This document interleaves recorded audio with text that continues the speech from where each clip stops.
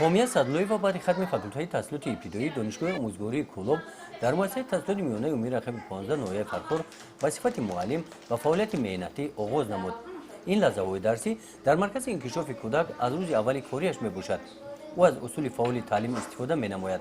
از مناسبت او با کودکان حرکت و نگاهش فهمیدن ممکن است که حامی کوشش می‌نماید که او را کودکان فهمند. من ختم کرده انامین مکتب میباشم. 11 سال در همینجا ختم کردم و به دانشگاه دولتی آموزگاری تاجیکستان در اختصاص تحصیلات ابتدایی داخل شدم و آنجا را با بهای خوب و اعلی ختم کردم و خوشحالم که در همین مکتبی که من ختم کردم یعنی در همین دهه خودمان مرا به کار قبول کردن و چون برای من بسیار آشنا بود، چون من نوکار هستم، برای من دشواری ها زیاد پیش می آید و از سببی که آموزگارای اینجا رو می شناختم، یعنی همده های من هستند، استادای من هستند، برای من کار بسیار هم آسان می شود. یعنی که یگان کمبودی هایی که از من سر می زند آنها می توانند که آنها را با من فهمانند. یعنی که برای من پیشنهاد نمیدن که اگر این خیل شود این خیل یعنی اجرا کنید خوبتر و نقشتر می شود و این برای من بسیار آسانی را می آورد و البته سال اولی کاری دشواری دارد، به کمبودی نمی شود، اما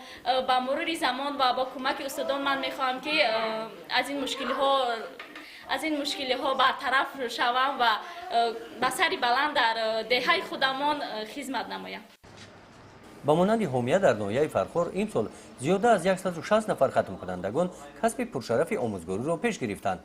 بخشیده به روز معلمان در واخوری سابقه داران ساحه معارف با معلمان جوان غزلشو سفرزاده مدیر شعبه معارف و علم ناحیه و این معلمان سابقه دار عاید کسب پرشرف آموزگاری برآمد نمودند.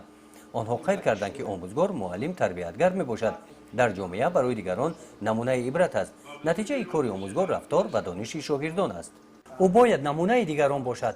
لباس شینم و زیبا وابسته به طلبات مکتب را باید به بر نماید. در کارهای جمعیتی فعالانه اشتراک ورزد. نتیجه کار آموزگار دانش شاگردان است. مادر من آموزگار هستند.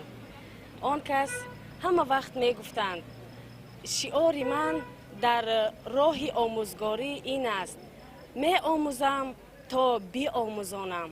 و من نیز امروز این شعار مادرم را پیشه خود کردم و شعار من این است که می آموزم تا دیگران را بیاموزم. بخشیده به روز معلمان نمایندگان مقامات اجرایی حکومت دولتی ناحیه و شعبه معارف 30 نفر سابقه داران مهنت را که سالهای زیادی حیات خود را به کسب آموزگاری بخشیدند آنها را خبر گرفتند. بخشیده به روز معلم همه آنها را تبریک نمودند.